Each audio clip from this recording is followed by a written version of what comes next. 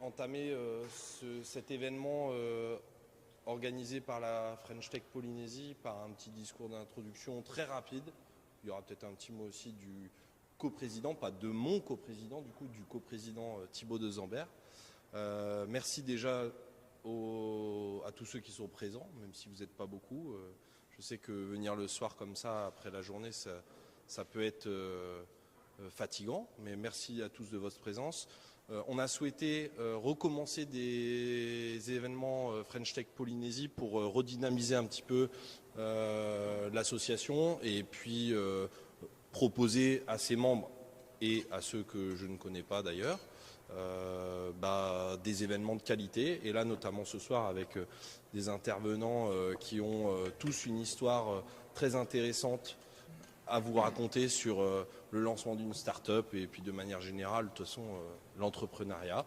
Et du coup, on les laissera après se présenter et faire les choses correctement.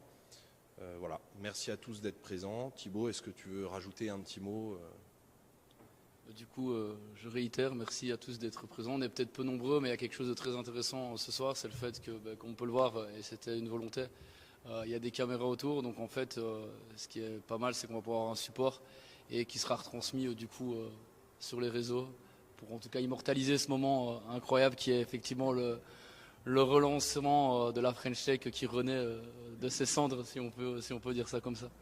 Donc, je vais passer maintenant la parole à Romain qui va animer un peu le débat et en espérant que ce soit aussi intéressant que les événements précédents qu'on avait pu tenir ici à la Polynesian Factory. Merci. Merci aux intervenants. Et bon rendez-vous à tous. Merci. Merci. Alors juste avant de commencer, je préférerais faire un peu de promo. Donc moi je m'appelle Romain, je bosse pour l'accélérateur Polynov qui est opéré par le projet Nighty. Et en ce moment on a une petite actualité, c'est qu'on recrute la 3e promo de projet qu'on accompagne et ça court jusqu'au 15 avril. Donc voilà, s'il y a des personnes qui souhaiteraient ou souhaitent candidater, on organise une session de rencontre avec les porteurs de projet mardi prochain à la même heure, ici même. Voilà. Et sans plus tarder, je vais passer la parole à nos intervenants qu'on va laisser se présenter. Et puis ensuite, on va parler du sujet de ce soir, donc, qui est le lancement de son entreprise et toutes les péripéties qui vont autour de ce lancement. Merci Romain et merci à la French Tech du coup pour l'invitation, c'est gentil. Enchanté, moi c'est Guillaume Deray, donc je suis cofondateur et gérant de la brasserie Hoa. Et voilà, j'ai 34 ans. Enchanté à tous. J'espère qu'on va passer une bonne soirée tous ensemble. Oui, bonjour à tous. Cédric, cofondateur de la plateforme Foodies, la plateforme numérique de livraison de restaurants et commerce maintenant. Et bonjour à tous, moi c'est Jean-Pierre, donc il y a une petite, donc c'est Fabienne qui est là, qui est la fondatrice de Bora Bora Sea Salt, et moi je suis copartenaire sur Tahiti Sea Salt et Bora Bora Sea Salt et cofondateur Tahiti Sea Salt qui est la 2e marque de Bora Bora Sea Salt. Mais voilà, au moins c'est un peu plus clair. Et ça fait presque 12 ans en Polynésie, en ayant travaillé dans différents secteurs, et aujourd'hui je travaille depuis plus de 5 ans avec Fabienne pour développer, d'avoir lancé Bora Bora Sea Salt et de le développer ici et à l'international. Excellent. Merci. Alors, on a préparé ensemble... Non, trop de taxes. On a préparé ensemble la trame globale de l'événement. Et en gros, on a essayé de lisser les grandes étapes qui pouvaient se passer au lancement d'un projet entrepreneurial. Et la première chose sur laquelle on est tombé, c'est l'idée. C'est à un moment, on se dit, il faut peut-être se lancer, on a une idée. Mais entre le moment où on a une idée et le moment où on arrive à ses premiers clients, il y a des mois, des fois, peut-être des années, peut-être juste quelques semaines. Et en fait, ces étapes, elles sont très différentes pour plein de personnes. Et vu que vous êtes 3 aujourd'hui devant nous, on serait curieux de comprendre justement c'était quoi ces étapes de l'idée justement au premier client. Et Jean-Pierre, toi, tu as justement dit que tu as commencé dans la restauration. Et puis aujourd'hui, tu pilotes, ou en tout cas, tu as lancé une marque de sel qui est plutôt connue ici. Comment ça s'est passé du coup pour toi? C'est quoi justement ces étapes-là entre l'idée et la première commercialisation ou le premier feeling de vente justement? Alors l'idée première, comme je l'ai dit, c'est Fabienne qui l'avait, qui s'embêtait sur un moto à Bora Bora et qui avait son papa qui était ingénieur en vacances, qui s'est dit qu'est-ce qu'on pourrait faire, et c'était un brainstorming où les gens lui ont dit il y a du miel, il y a le sel à faire, et elle, quand elle a une idée, elle l'a vraiment. Donc elle a commencé par un petit bassin, elle a fait des tests, et puis s'est révélé que le sel était très propre et très intéressant en Polynésie, et qu'il y avait encore personne qui le faisait. Et c'était un peu ça l'idée, c'était de trouver quelque chose, comment c'est créé, qui n'était pas encore fait, et d'essayer de se démarquer. Donc c'était un peu comme ça qu'a été créé Bora Bora Sea Salt. Et c'est resté dans un environnement où c'est resté à Bora Bora, dans les hôtels. C'était plutôt un cadeau pour les hôtels. Et en plus, Fabienne n'était pas trop présente. Mais depuis Corona, où moi j'ai travaillé dans l'hôtellerie et j'étais dans la restauration, les hôtels c'était à l'arrêt complet. Et j'ai rencontré Fabienne et on s'est dit, allez, le sel, on pourrait vraiment l'exporter, on pourrait vraiment créer une gamme supérieure. Et on a aussi vu qu'il y avait des personnes qui s'étaient inspirées à Rangiroa et qui faisaient aussi du sel, mais qui ont dû fermer leur entreprise parce que justement il n'y avait plus le tourisme. Et là on s'est dit, ok, il y a une idée, il y a quelque chose, on peut faire un sel à grande échelle, que ce soit pour la grande distribution et l'export. Et c'est comme ça avec le Corona, avec tous ces petits facteurs qui sont rentrés. Et on s'est dit, peut-être le Corona c'est l'arrêt du tourisme, et c'est un début pour voir encore plus grand. Ok, Voilà. intéressant. Du coup, il y a une première piste, c'est quand même, il y a des idées, puis il y a des choses qui se présentent à nous. Et des fois, il faut peut-être les saisir, prendre certains risques quand même. C'est ça en fait, entre l'idée, parce que ce que je disais, c'est ça qui est intéressant, c'est qu'il y a un brainstorming, et aujourd'hui quand on en parle autour, il y a beaucoup de gens qui disent « Ah mais oui, c'est moi qui avais donné l'idée ah, mais... ». Et en fait, c'est vrai qu'il y a tellement beaucoup d'idées ici. Et c'est vrai, parce qu'en Polynésie, je pense qu'on a la chance d'avoir des opportunités dans les idées, ou même s'inspirer d'autres choses qui sont faites ailleurs, qui ne sont pas encore ici. Mais entre l'idée et la réalisation, c'est un petit pas, mais il faut le faire. Et souvent, on s'arrête beaucoup à l'idée, je trouve, ici. Excellent, c'est un vrai truc. Cédric, alors moi j'ai un mythe sur Foodies, ça a commencé avec des chatbots sur Messenger où vous preniez vous-même les commandes, enfin apparemment vous les faisiez vous-même. Oui, et c'est là ça. aujourd'hui, j'ai entendu il n'y a pas longtemps, plus de 200 livreurs. Oui, on a une base de 250 livreurs actuellement. Ouais. Et comment on passe alors d'un petit truc bricolé sur Messenger à ses premiers clients comment tu as fait toi justement? Ouais. L'idée de Foodies, on comprend qu'il y a des modèles qui existent ailleurs et qu'on peut s'en exact. inspirer, mais comme l'a dit Jean-Pierre, il y a une idée qui existe, mais après le faire c'est autre chose. Ouais. C'est quoi pour vous? Bien sûr. Déjà, pour partir de l'idée, qu'est-ce qui m'a poussé, parce que j'ai été initiateur du projet justement, qu'est-ce qui m'a poussé à lancer Foodies? Ça venait d'un constat et d'un pain initial, justement, d'un besoin que j'avais, qui était que quand tu as besoin justement de te prendre à manger ou autre, et d'avoir quelque chose qui est pratique, tu n'as pas 10 000 solutions que justement des fast-food comme McDo ou autre. Et il y avait justement tous ces modèles de plateformes qui se montaient à l'étranger. Donc le premier constat, c'est pourquoi pas transposer un modèle qui a l'air de marcher à l'étranger, localement. Voilà, après, comme toute entreprise et tout lancement, ça comporte des risques. Et les deux risques principaux sont le premier, le risque financier. Justement, peu importe ce que tu fais, tu dois forcément mettre justement de l'argent sur la table. Et le deuxième risque, qui peut être un risque comme pas un risque, qui est le risque de temps justement qui peut être perdu si jamais ton entreprise ne marche pas. Et donc, ce qui est intéressant justement, c'est que moi j'étais parti sans avoir justement le bagage théorique sur vraiment un schéma classique, qui est qu'est-ce qui me manque? Une application de livraison, c'est l'application en elle-même, c'est la technologie qui est importante. Donc tout de suite, avant même de savoir si y avait des gens qui étaient intéressés ou si justement des restaurateurs pouvaient être intéressés par le modèle, ou même des livreurs partenaires par ce qu'on pouvait proposer. Je me suis dit le plus important c'est la tech, et on va commencer à développer justement, je commençais à chercher des développeurs en Inde pour avoir une solution technique avant tout le reste. Ensuite, c'est le Covid justement qui a précipité l'ensemble, parce qu'il y a eu le Covid qui est arrivé, donc tout le monde était en lockdown, était chez eux. Il y avait les restos qui fermaient à droite, à gauche, et des gens qui n'avaient rien à faire justement chez eux.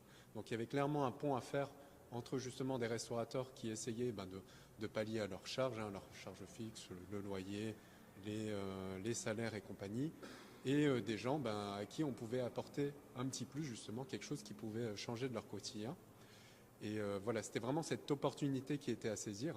Et du fait justement que l'application, le développement, il pédalait dans la choucroute, on s'est dit non, on a appliqué vraiment ce qu'on appelle un peu de façon usuelle la méthode Lean, quoi. Donc comment est-ce qu'on on veut proposer un service, mais qu'est-ce que c'est le service en lui-même? C'est quoi ce qui a de la valeur pour les gens vraiment?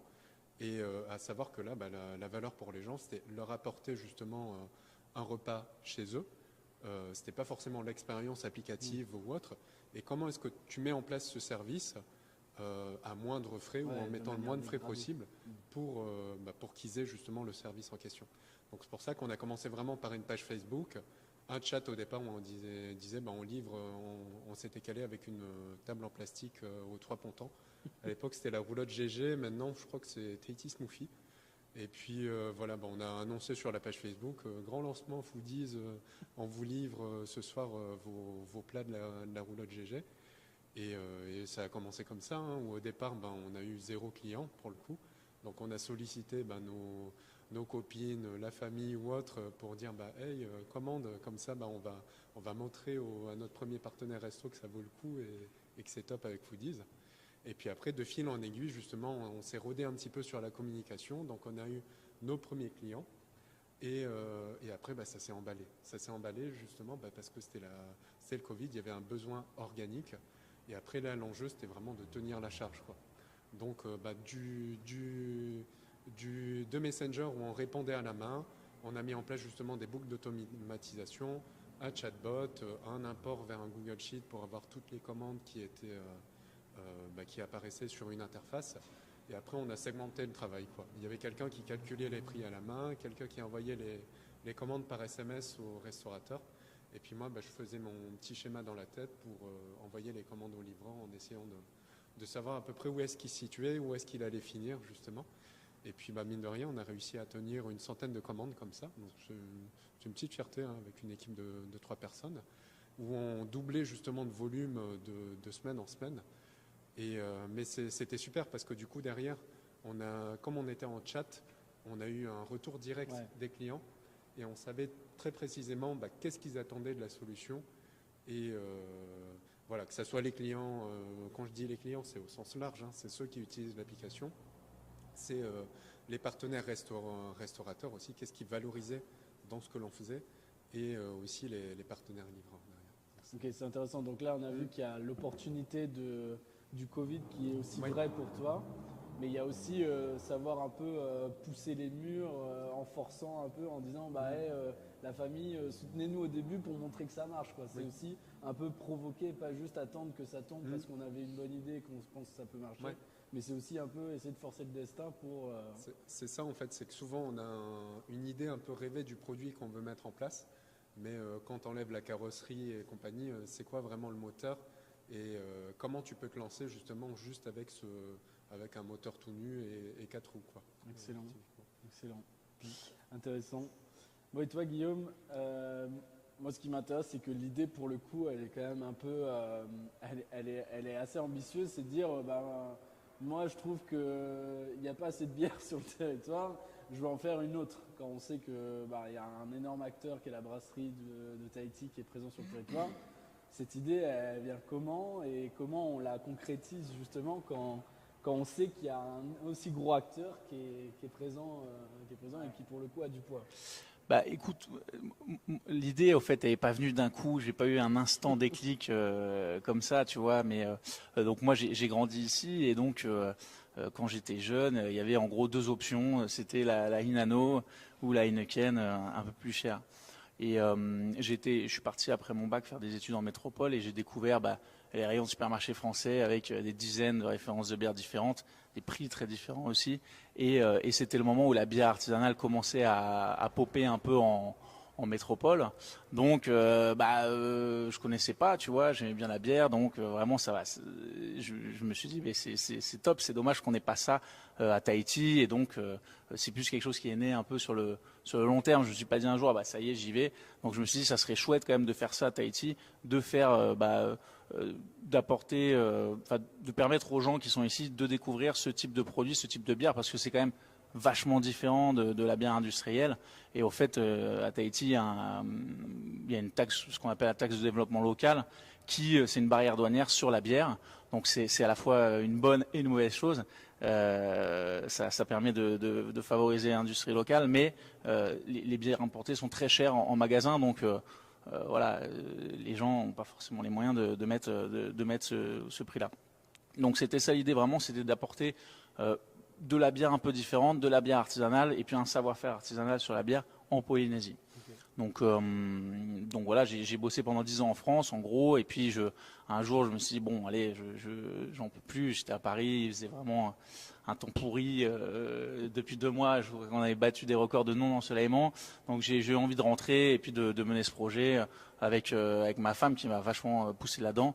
Et à ce moment-là, je proposais à Thomas, qui est aussi mon associé, de se lancer dans l'aventure. On a fait ça tous les trois.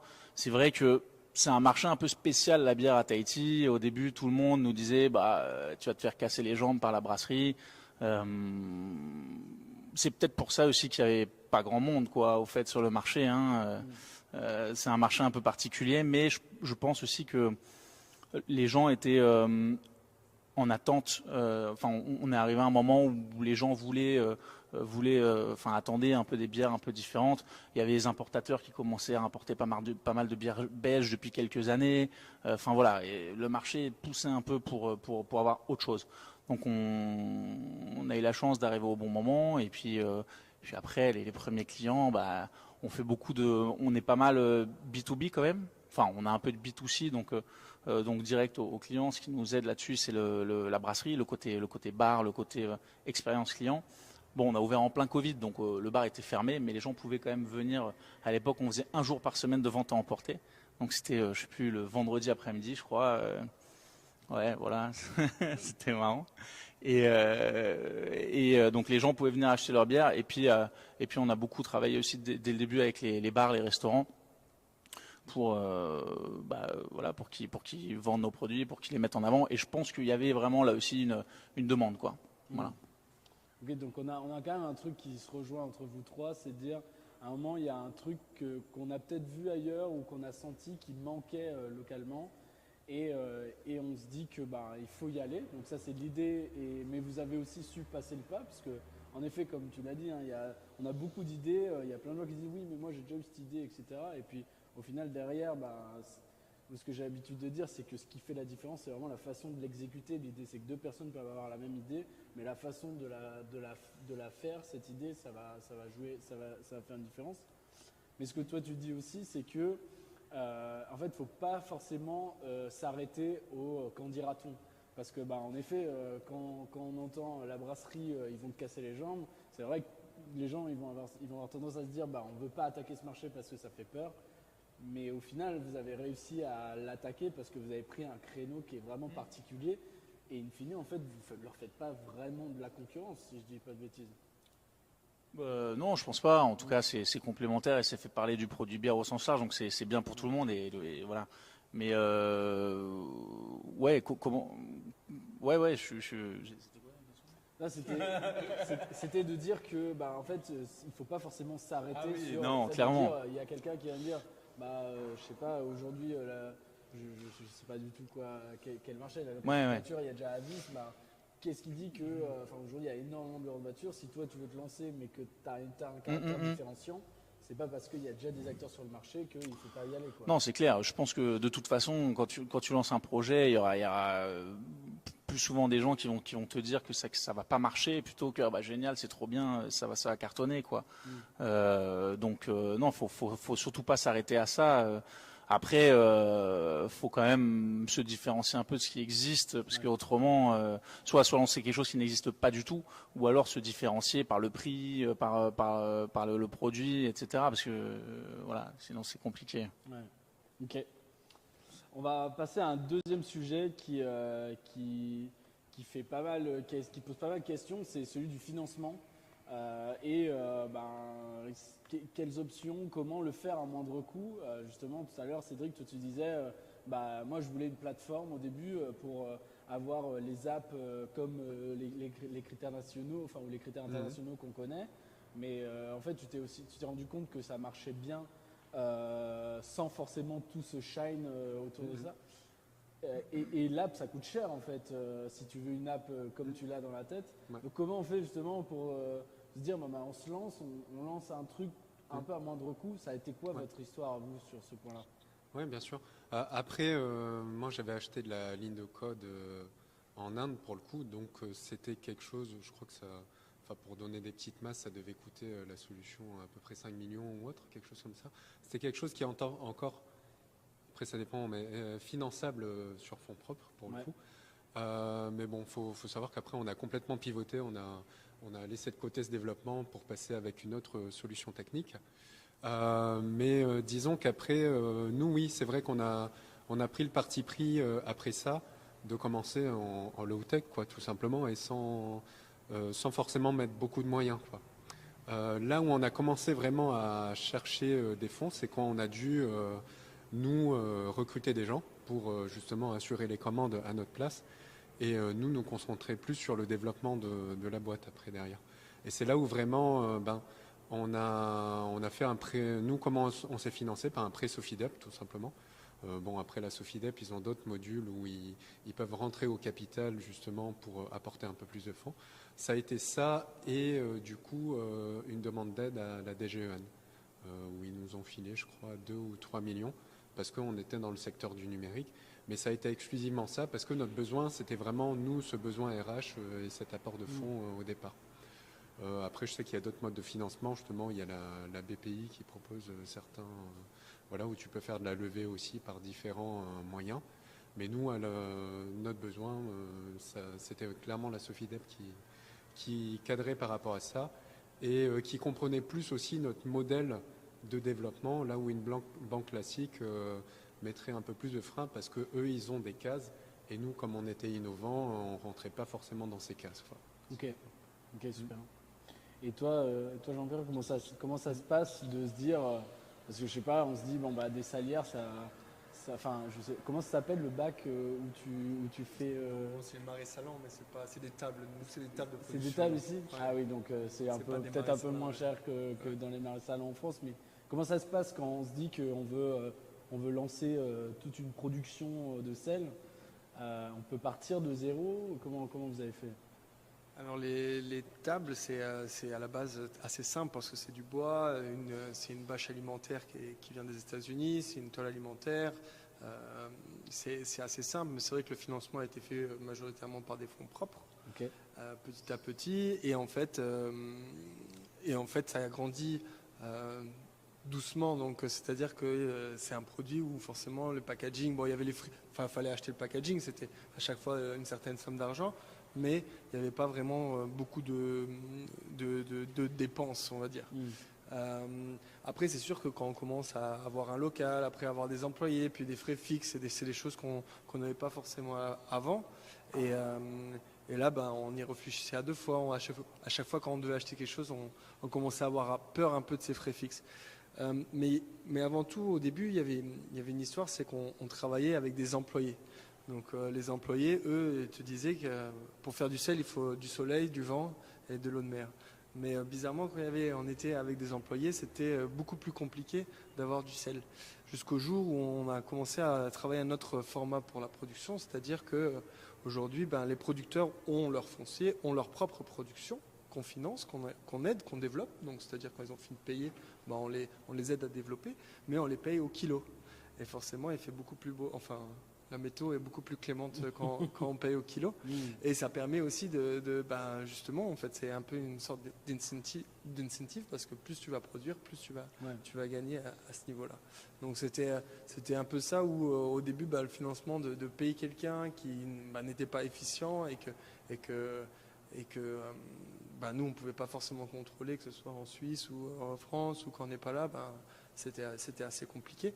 Et arriver à cette solution qui s'est développée, maintenant on a 4 productions et chacune est indépendante, plus ou moins. Et là, on arrive en fait à devenir presque maintenant négociant, quoi. Voilà. Donc c'est vraiment de mettre un produit en valeur, trouver la bonne formule en fait à adapter pour que tout le monde soit gagnant-gagnant, que ce soit des employés ou que ce soit aussi eux ont le sens de l'entrepreneuriat, ils développent des nouvelles solutions pour produire plus vite aussi. Donc c'est aussi responsabiliser les personnes avec qui on travaille. Ouais, c'est intéressant, tu as dit un truc, et ça Cédric, tu l'avais dit tout à l'heure, c'est la méthode du Lean Startup pour essayer de démocratiser un peu ce truc-là, c'est comment essayer de cranter des étapes de la manière la plus maligne et la plus simple possible.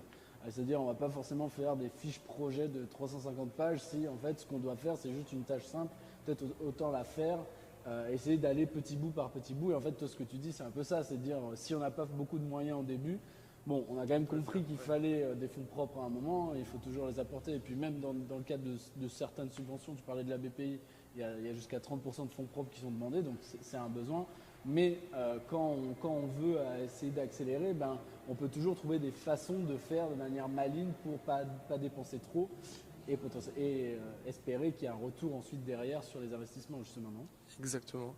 Et puis, de la même manière, c'est qu'avant, on remplissait. Donc, nous, on a aussi la chance d'avoir un produit qui ne périme pas forcément. Donc, ce qui nous permet de remplir du stock, d'avoir du stock d'avance et de pouvoir commencer à remplir des produits. Et on les remplissait nous-mêmes. Petit à petit, maintenant, on a des personnes qui le font. Là, on est en train d'essayer de le faire avec des machines.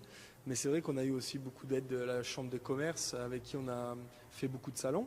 Ouais. Et Pacific Trade Invest, qui est un organisme qui est à l'échelle du Pacifique, mais qui est financé majoritairement avec le Japon et l'Australie, qui nous ont permis, honnêtement, avec quelques échanges, d'aller faire des salons au bout du monde, à Paris, les meilleurs salons qui ont été financés. Et pourquoi je dis ça ? Parce qu'à un salon, Cial à Paris, on a décroché un contrat qui a été fait sur 1 an, mais avec un gros distributeur au Japon. Et en fait, ces commandes qui sont récurrentes nous ont permis aussi de sécuriser nos frais fixes. Et donc, en fait, de pouvoir aussi avancer sur un autre projet, sur les moulins. Et donc, du coup, de pouvoir, les 3 dernières années, avancer d'une manière beaucoup plus rapide. En ayant des clients gros. Au début, ça a mis du temps parce qu'ils voulaient 1 tonne par mois. Nous, on produisait 200 kilos, par exemple. Mais on lui a dit, pas de problème, donne-nous, ça va être dans 6 mois, mais on va pouvoir te donner ça. Donc, avec ce contrat, avec ces garanties, on a pu aussi se baser pour agrandir et pour être... Intéressant. On revient sur le coup de l'opportunité de tout à l'heure, c'est-à-dire qu'il faut savoir aussi les saisir et les provoquer. Vous, Guillaume, vous avez un local, vous avez des machines pour brasser. C'est peut-être pas aussi simple que de dire oui, vous faire ce fonds propre et essayer de faire simple quand on doit avoir des grosses machines comme les vôtres. Comment ça s'est passé ? C'est jamais simple, même quand il faut pas beaucoup de sous, mais c'est sûr que faire de la bière, il faut un peu de matos. Pas forcément. Il y a des brasseries aux États-Unis. Tu lances une brasserie, c'est 3 millions de dollars, quoi. On n'a pas fait ça. Tu peux faire des brasseries un peu plus artisanales, on va dire, en bricolant à droite à gauche, et puis ça marche très bien aussi. Donc nous, en gros, on a mis un peu d'argent, même pas mal d'argent quand même, nous, les 3 associés. Donc c'était à peu près 10 millions. Moi, j'avais bossé un peu, donc j'avais un peu d'argent de côté. Il y en a qui se sont endettés. Voilà, donc voilà. Et après, on a fait un prêt aussi à la Sofidep et à la Banque de Tahiti. Donc l'enveloppe, tu vois, c'était à peu près, c'est quand même autour de un bon 30 millions.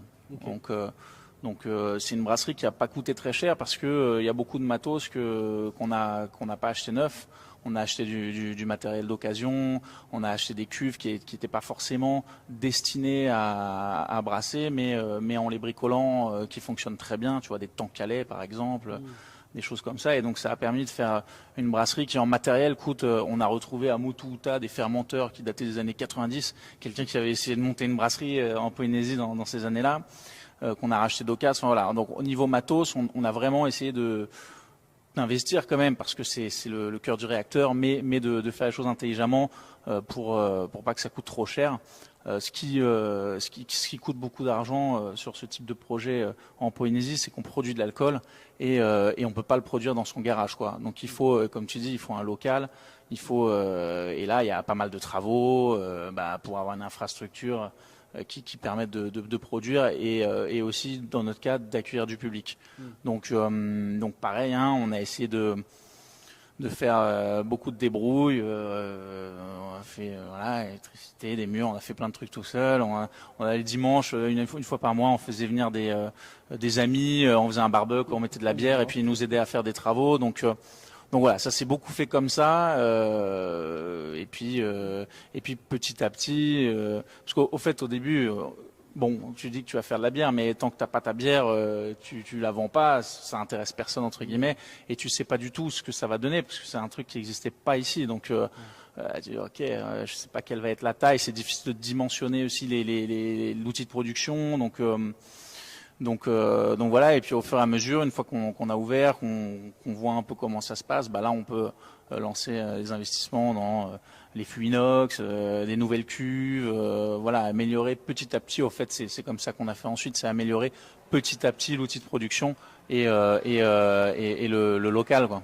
Ouais, donc, Mais bon, on peut pas lancer une brasserie avec zéro, quoi. Hein, ouais. voilà. Et c'est intéressant parce qu'il y a pas lancer avec zéro, mais pas non plus prévoir 150, quoi. Tu vas pas non plus prévoir trop grand et essayer de. Ce truc de la débrouille, c'est vraiment un truc que je pense est commun à vous trois et je pense commun à tout le monde qui se lance. En fait, c'est qu'au début, il faut bien faire avec ses moyens et il faut réussir à sortir quelque chose. Parce que si jamais ce quelque chose-là, il vend pas, et que tu as investi 10 fois plus à côté, en fait, tu vas te retrouver avec un énorme truc sur les bras qui sert à rien, quoi. Ouais, tout à fait. Et puis ça a aussi une vertu, c'est que tu vois, Cédric disait, bah là, ça permet d'avoir les retours utilisateurs directs, de bien comprendre comment ça se passe. Bah tu vois, dans le cas de la brasserie, ça permet de très bien connaître son outil de production, ses process. Enfin, voilà, tu sais avec quoi tu travailles. Et voilà, c'est facile à dépanner, etc. Tu vois. Ouais, c'est un vrai truc et c'est intéressant pour le troisième sujet qui est s'associer, recruter, comment choisir, quand choisir les personnes. En fait, nous, on a moi j'ai pas mal de porteurs de projets qui veulent déjà très tôt passer en fait le relais à quelqu'un. Déjà, dès les premiers mois, ils veulent dire, moi, ça m'embête un peu de faire ça, j'aimerais bien déléguer. Et en fait, toi, ce que tu dis un peu, c'est que avant de déléguer, il faut quand même bien maîtriser ce que tu fais. Bah, je pense qu'il y a plein de façons de faire. Tu vois, vraiment, il y a des gens qui arrivent avec un gros capital, qui recrutent les bonnes personnes, etc. Et ça fonctionne très bien. Dans notre cas, c'est pas notre cas. Et en plus, nous, ce qui nous plaisait, c'était de faire de la bière, quoi. C'était de la faire aussi nous, de la vendre nous, etc. Donc, ouais, moi, mon style, c'est plutôt de bien maîtriser le cœur de ton entreprise pour ensuite pouvoir former, déléguer. Les brasseurs aujourd'hui, c'est moi. Enfin, les brasseurs qu'on a aujourd'hui, c'est moi qui les ai formés, etc. Donc, tu vois. Je pense que c'est bien de savoir de quoi tu parles. Même au bar, aller soirée, tester, voir un peu comment ça marche, ça permet de se dire ça, on peut l'améliorer ou pas. Voilà. Donc après, à côté de ça, il faut aussi savoir recruter, je pense, au bon moment, parce que sinon tu te laisses vite déborder et puis tu peux plus développer. T'es un peu la tête sous l'eau. Donc je saurais pas te dire à quel moment il faut vraiment recruter, mais je pense que c'est bien quand même de pas trop attendre quand on a la capacité financière à apprendre quelqu'un pour pouvoir le former tranquillement, lui inculquer la culture de l'entreprise, pas être trop rush, pas être trop speed. Voilà, moi j'aurais tendance à dire que quand vraiment tu te dis oulala, faut vraiment que je recrute, c'est presque un peu trop tard, quoi, entre guillemets. Mais bon, ça dépend aussi voilà, des sous pour payer les salaires, etc. Même s'il y a quand même pas mal d'aides, du CEFI, enfin voilà, il y a des stages, il y a pas mal de dispositifs pour aider ça. Et après l'association. C'était ma question d'après, c'est-à-dire du coup en effet, ok, les salariés, il faut pas trop, faut essayer de comprendre déjà. Ça dépend du projet, mais il faut comprendre déjà ce que tu fais avant de pouvoir déléguer. Moi, c'est une vraie recommandation que je donne parce que ça permet de montrer que tu es relevant.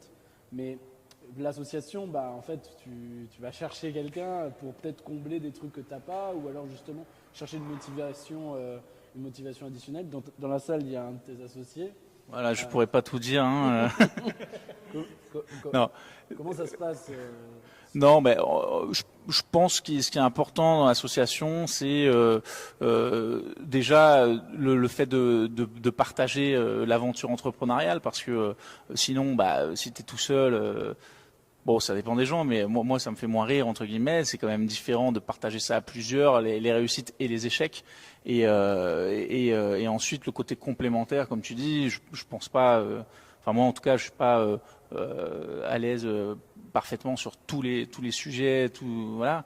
Et donc, l'idée, c'était de bosser avec Thomas, qui d'ailleurs est un ami d'enfance. Donc, on se connaît depuis très longtemps. Voilà, on a vu beaucoup de bien ensemble. Voilà, je pense qu'il avait vraiment des choses que j'avais pas et qui pouvaient vraiment apporter à l'entreprise. Et pareil pour ma femme sur tout ce qui est un peu image de marque, communication, etc. Tu vois, donc chacun a apporté un peu sa brique et voilà. Enfin, moi, je regrette pas du tout et je pense que c'est important de s'entourer. Et un associé, c'est pas comme un salarié non plus, hein. Voilà. Ok, merci.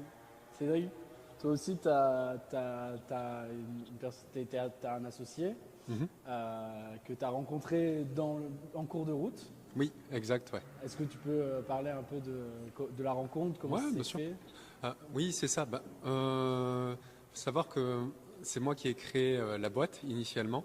Après, voilà, je venais pas forcément d'un milieu école de commerce ou autre, je venais du milieu de la santé. Donc, j'ai choisi très vite après d'avoir un accompagnement. Et c'est pour ça que j'ai candidaté à Prism. Et c'est là où j'ai rencontré du coup mon associé, Pierre Hugo, parce qu'il faisait du mentorat justement à l'époque de façon bénévole.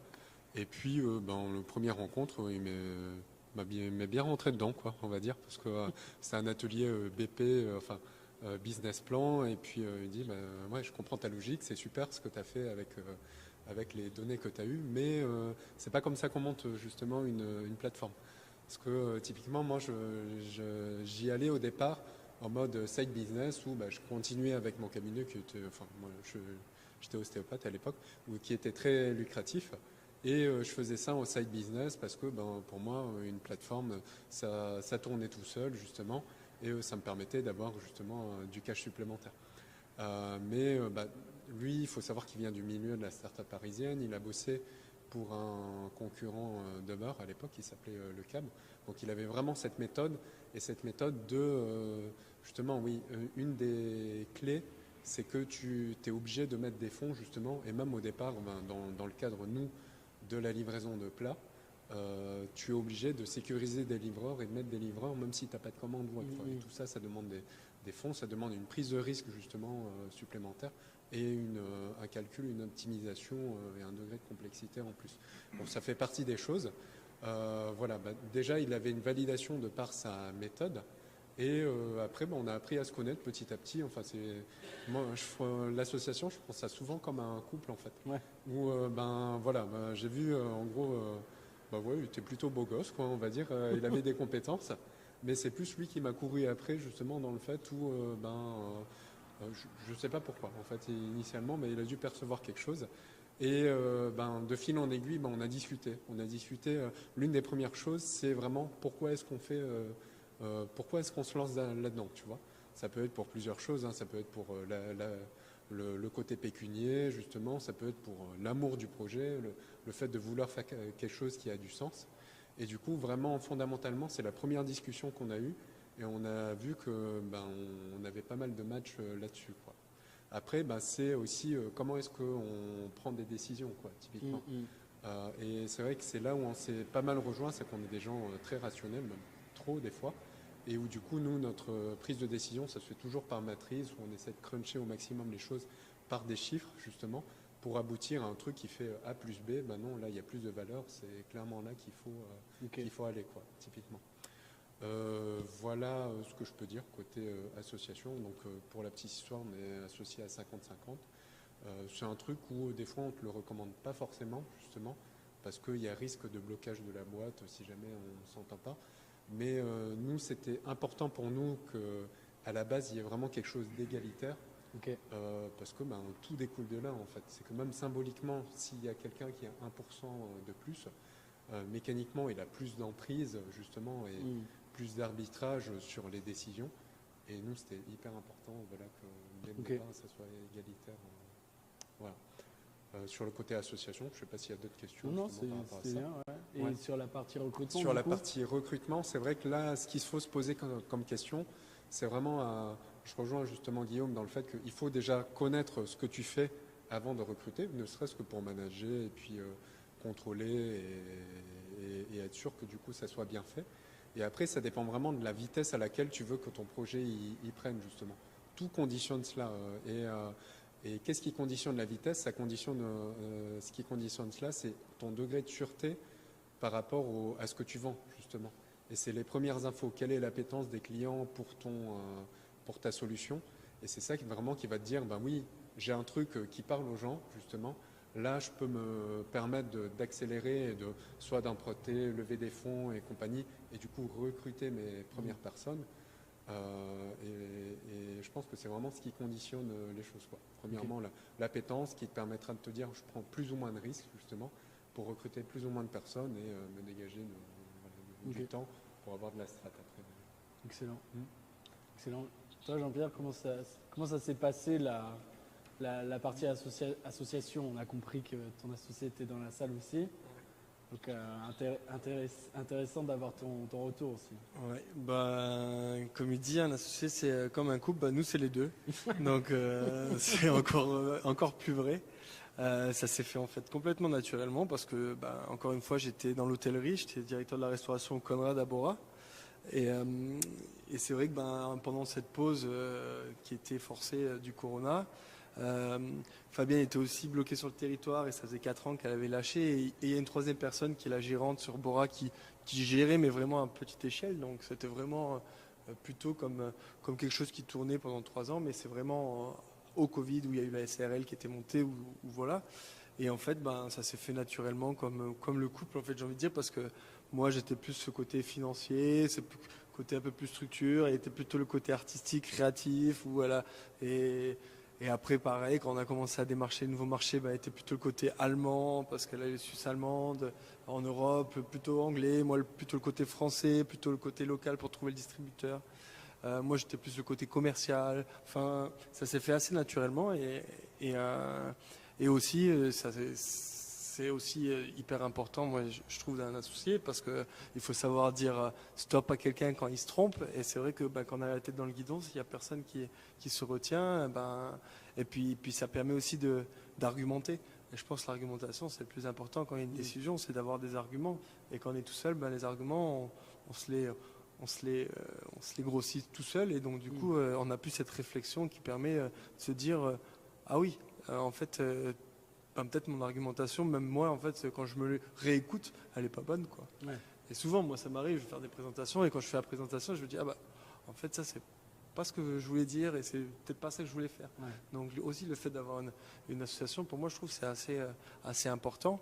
Et puis aussi, ça permet, sans oublier, c'est de tirer l'autre vers l'avant. Ouais. C'est tout le temps comme ça. C'est voilà, quand on voit que l'autre avance sur un projet, on a envie aussi d'avancer pour montrer qu'on a aussi d'autres projets et que ça peut avancer, ou de concrétiser le projet qu'elle a pour le mettre en valeur. Donc il y a aussi je pense, le but de cette association, c'est de se tirer vers le haut, et aussi d'avoir cette réflexion, une double réflexion est toujours bonne pour prendre des décisions. Même s'il y a certaines décisions, on prend au pierre, feuille, ciseaux. Hein. Ça arrive encore, mais c'est aussi, ça existe encore. C'est intéressant. Il n'y a pas longtemps, je regardais un documentaire où c'est un gars qui reste tout seul sur une île pendant plusieurs mois. Et justement, en fait, au bout d'un moment, il dit le problème, c'est que quand tu parles avec toi-même pendant trop longtemps, en fait, tu finis par ne plus en pouvoir et te sentir vraiment, enfin, c'est le cas de le dire, seul, quoi. Et en fait, le fait de partager tes idées avec quelqu'un, c'est vrai que ça motive. Et puis ça te permet aussi de croiser la vie, parce que si tu es tout le temps tout seul, en fait, tu as tout le temps raison. Ouais. Tu penses, et le gars, c'est ce qu'il disait. Il disait, moi, j'ai tout le temps raison. Sauf qu'en fait, non, quand tu échanges avec d'autres personnes, tu as d'autres points de vue. Et ça te permet justement de remettre en question certaines choses qui seraient bénéfiques au final pour l'entreprise. Et même de présenter l'idée à quelqu'un, même si cette personne n'a rien apporté, toi, tu peux te dire, en fait, cette idée, on peut aller encore plus loin parce que tu l'as dit à haute voix. Et le fait de le dire à haute voix, des fois, ça permet d'avancer. C'est intéressant. Donc sur l'association, ce qu'on en retient quand même, c'est qu'il y a cette notion quand même de confiance, cette notion de relation proche qui est décrite comme un couple et qui est un couple pour certains d'entre vous, mais qui est vraiment décrite comme un couple même quand c'est pas le cas dans la vie de tous les jours. Donc c'est vraiment important cette relation proche. Et la confiance, c'est vraiment un élément, si on devait en retenir, la confiance et la complémentarité peut-être aussi. Complètement. Excellent. Et sur le recrutement, toi, tu as un truc à partager sur... Nous, après, c'est de la vente produit. On est Ouais. plus sur du B2B en général. On n'a pas de. Donc, en fait, nous, clairement, on le sait, c'est quand on n'a plus le temps de faire nos choses, on sait qu'on a besoin de quelqu'un pour Ok. nous aider. Et maintenant, on est en train de se tourner vers le marché Pacifique, Nouvelle-Zélande, Australie. Et donc, du coup, on a dû recruter quelqu'un qui gère vraiment ici. Et ça se fait, en fait, quand on a besoin d'un staff, on le sent. Hein. Il y a pas de, voilà, on le sent que ça tire, on sent que on fait des choses que quelqu'un d'autre pourrait faire à notre place et nous faire autre chose. Et là, on sait très bien que c'est aussi instinctif, j'ai l'impression. Il n'y a pas de il y avait pas de mode d'emploi pour ça. C'est vraiment quand on sait que nous, on pourrait faire quelque chose qui va apporter plus et déléguer cette tâche. Je pense. Ouais, ça, du coup, c'est ça la conclusion sur le recrutement, c'est de dire, enfin, en tout cas, ce qui revient, c'est de savoir déjà ce que tu fais pour pouvoir, enfin, de comprendre la tâche pour pouvoir la déléguer. Je pense que c'est très important.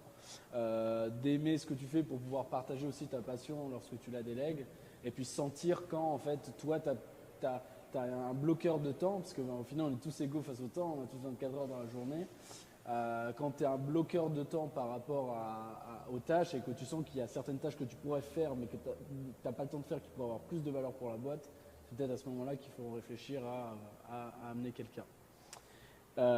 Super, moi j'avais un dernier sujet pour vous, et Cédric, pour toi ça a été le cas, mais c'est quoi le rôle du mentorat ou de l'écosystème entrepreneurial dans votre aventure? Toi, Jean-Pierre, Alors, je vais relire la phrase. Le rôle du mentorat et de l'écosystème. c'est quoi le rôle du mentorat ou de l'écosystème entrepreneurial dans ton projet? Je vais m'en inspirer. Tiens, je te laisse. Ouais, moi j'étais voilà, dans Prism, donc avec une promo de 4-5 personnes qui se lançaient aussi. Le rôle premier, c'est de ne pas se sentir seul, parce que souvent, surtout au départ, on commence très souvent seul. Et voilà, avoir déjà des personnes qui se retrouvent dans des situations similaires, ça apporte un soutien moral non négligeable déjà. Ça apporte une inertie aussi, parce que on a tous, c'est compliqué aussi des fois de se motiver tout seul. Donc voir des gens qui se challengent, qui sont sur tel ou tel projet, ça amène clairement une inertie, une dynamique. Et voilà, suivre le courant, c'est toujours plus facile. Et aussi ce côté vraiment ping-pong, en effet, où voilà, tu as une problématique, tu l'exposes justement à des gens qui viennent de milieux différents ou qui ont des formations différentes ou des avis aussi différents. Et le confronter, c'est toujours très enrichissant, quoi. Okay. Et ça permet d'aboutir le plus souvent à une solution qui est plus aboutie que si toi, en effet, tu l'avais crunché tout seul. Ok, intéressant. Pour vous, Guillaume, il y a eu un impact? Nous, on a honnêtement, on s'est un peu mis tête dans le guidon. On n'a pas vraiment participé à l'écosystème. En fait, le mentorat, c'était plus les proches, les gens autour de nous. Tu vois, alors leur parler un peu des projets, montrer, je sais pas, les étiquettes de bière. Qu'est-ce que t'en penses? C'était plus du feedback comme ça des gens autour de nous au quotidien que vraiment un mentor via Prism ou d'autres structures. Non pas parce que c'est pas bien, je pense que c'est très utile et intéressant, mais voilà, on n'était pas trop là-dedans à l'époque, quoi, tout simplement. Okay. Donc voilà, on récoltait plus les feedbacks auprès de nos potes et de notre famille, etc. Tu vois. Ok, intéressant. Et du coup, toi, Jean-Pierre? Maintenant que j'ai bien réfléchi. Non, c'est dans le même esprit en fait. C'est que nous, on est vraiment bien entouré autour de la famille, des amis. C'est vraiment ça. On n'a pas vraiment fait appel on n'a pas de mentor. Et c'est vrai que c'est tout ce qu'on fait, c'est vraiment fait des sondages, on fait des choses comme ça pour savoir quel produit on a besoin, ou chacun aussi a son réseau dans je veux dire, ses boutiques, elle a ses boutiques, j'ai mes restaurants, qu'est-ce qui manque pas, et c'est vraiment ça, c'est plutôt un feedback de nos clients qui nous a fait avancer que d'avoir Ok. un rôle. Ok, donc en fait, ce qu'on comprend, c'est qu'il n'y a pas qu'une seule façon de faire, il n'y a pas qu'une seule réussite en gros, et que il y a des exemples où en fait on a réussi avec du mentorat, notamment qui a conduit à une association aujourd'hui, et il y a des exemples où on a réussi aussi sans. Mais ma question elle va un peu dans le sens de dire, ok, maintenant que vous en êtes arrivé là, en fait, vous faites aussi un peu du mentorat en étant là ce soir, même si vous n'en avez pas forcément bénéficié, vous venez partager à d'autres personnes en partageant justement des petits tips ou alors vos retours d'expérience. Et c'est là où je me dis, c'est intéressant, même si vous n'en avez pas bénéficié à l'époque pour X ou Y raison, aujourd'hui vous êtes quand même là pour en partager. Là d'ailleurs, au sein de la Polynesian Factory, qui héberge l'incubateur Prism, Emeline était là tout à l'heure. Donc c'est intéressant de vous retrouver là, même si en effet vous n'en avez pas forcément bénéficié, quoi. Moi, je vais juste rebondir sur quelque chose.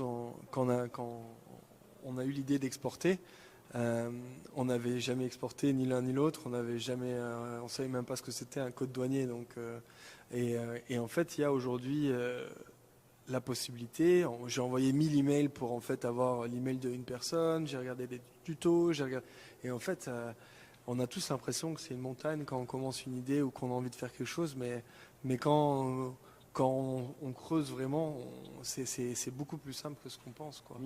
Et bon, après en Polynésie, on a besoin de le faire pour savoir souvent, parce qu'on n'a jamais la bonne réponse du premier coup, mais il y a des organismes, il y a la CCSM qui nous ont beaucoup aidés, Pacific Trade Invest, qui ont été un peu d'une manière des mentorats, parce qu'ils nous ont aidés à trouver une plateforme logistique en France pour pouvoir exporter, avoir les produits basés en France, au Japon.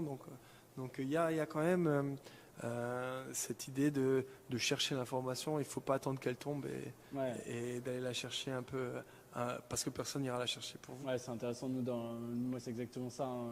Dans les métiers de l'accompagnement, en fait, on sent que, en fait, des fois, il suffit de peu pour avoir la mise en réseau qui va aboutir sur quelque chose. Et en gros, ce que tu dis, c'est même si, et au final, c'est ce que vous avez un peu fait, c'est même si vous n'avez pas forcément été dans un écosystème, dans un incubateur ou avez eu des mentors à proprement parler, vous avez quand même écouté autour de vous, essayé de creuser. Enfin, tu vois, la débrouillardise, il y a des vieilles cuves à faire écouter, t'es là, t'écoutes, t'es quand même alerte sur tout ce qui se passe et t'hésites pas à demander, à solliciter quand t'es un peu bloqué, quoi. Il faut demander, il ne faut pas avoir peur de demander. Excellent, merci beaucoup.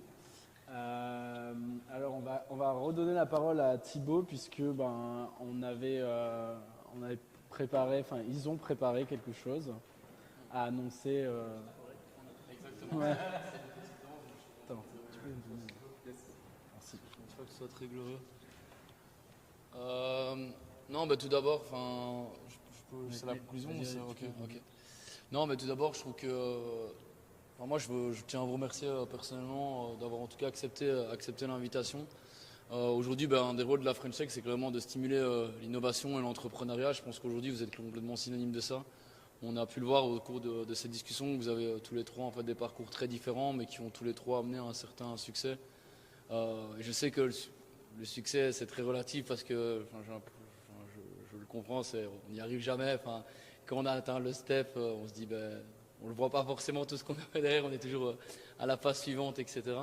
Mais je pense qu'on a eu énormément de chance aujourd'hui vraiment d'avoir le témoignage de 3 personnes qui ont en tout cas un parcours plus que impressionnant et on va dire aussi inspirant sur la Polynésie, parce qu'on sait que c'est pas un territoire qui est très facile vu qu'on est quand même au milieu de nulle part, on a quand même pas mal de contraintes et pour le coup on voit qu'on fait avec les moyens qu'on a, on voit qu'il y a de l'exportation, il y a également de l'importation, il y a de la création locale.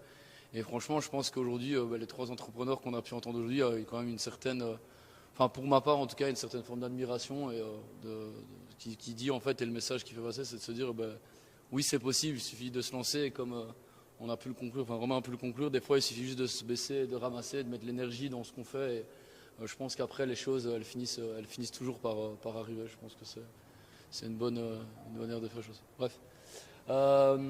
Du coup, sur base de ces beaux mots, j'aimerais bien vous faire une petite annonce. C'est que par la French Tech, on a en tout cas par la French Tech, on a eu l'occasion justement de monter un projet, donc un appel à projet pour se rendre à Vivatech à Paris, qui se déroulera du 11 au 14 juin. Cet appel à projet, si vous remportez cet appel à projet, qu'est-ce qu'il vous offre en fait? Il vous offre 5 billets d'avion aller-retour jusqu'à Paris et des places sur le salon du coup du 11 au 14 juin via Business France. Donc vous donne accès à tout le réseau Business France. Et du coup l'idée aujourd'hui c'est il y a un peu un côté bilatéral, c'est de voir, et ce sera un peu la manière dont les projets seront retenus, quelle est la valeur que vous souhaitez soit exporter ou soit ramener en Polynésie française en vous rendant justement à cet événement. Pour ma part, j'ai eu la chance d'y participer l'année passée. Et franchement, je peux vous dire que ouais, c'est de la balle, ça fait un bon réseau. Il y a aussi un truc que je pense qui est pas mal, c'est tu te prends ta claque.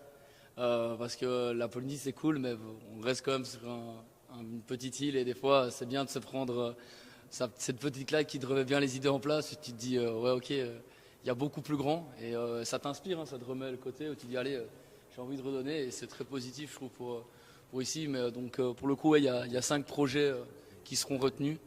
Je sais que tu as fait un QR code. Ouais.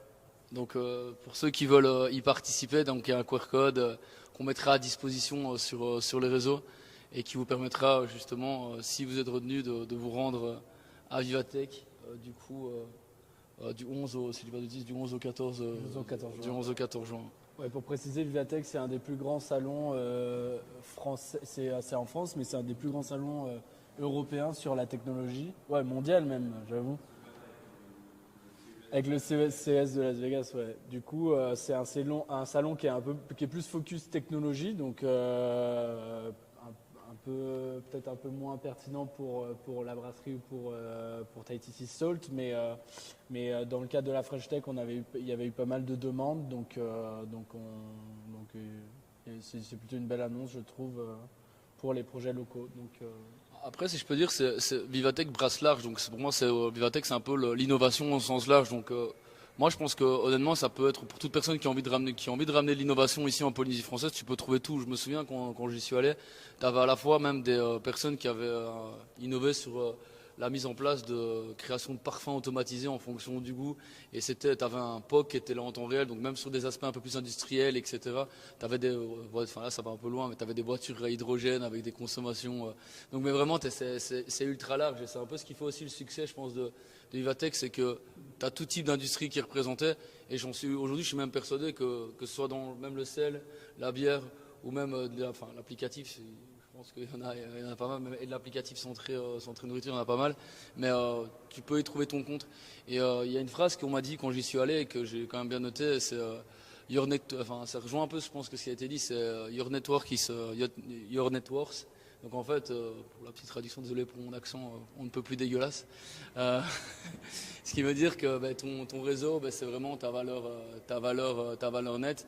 Et pour le coup, je trouve que là-bas, en fait, ce qui est très intéressant, c'est que tu fais beaucoup de rencontres. Tu as beaucoup de personnes qui sont centrées dans un seul endroit, avec qui tu discutes constamment, qui ont le même objectif, qui sont dans le même mindset.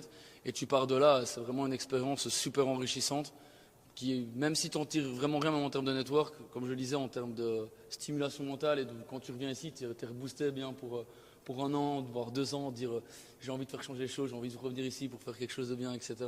Et pour moi, je pense que c'est clairement, en tout cas, je crois que si vous êtes ici, si vous êtes venu ici, en tout cas, c'est que vous avez, je l'espère, en tout cas, ce petit mindset, ce petit grain de folie qui fait qu'on a envie d'améliorer les choses et toujours aller un peu plus loin. Donc, comme on dit, il y aura l'appel à projet qui va être annoncé. Et si ça vous intéresse, n'hésitez pas, en tout cas, à y répondre. Donc, voilà. Merci. Du coup, on a un peu passé sur les slides des questions-réponses, mais on va y revenir. Donc, s'il y a des questions dans le public, si tu peux passer le micro, si jamais il y en a. Sinon, on peut enchaîner sur la bière directement. Qui vient d'ailleurs de chez Guillaume et Thomas.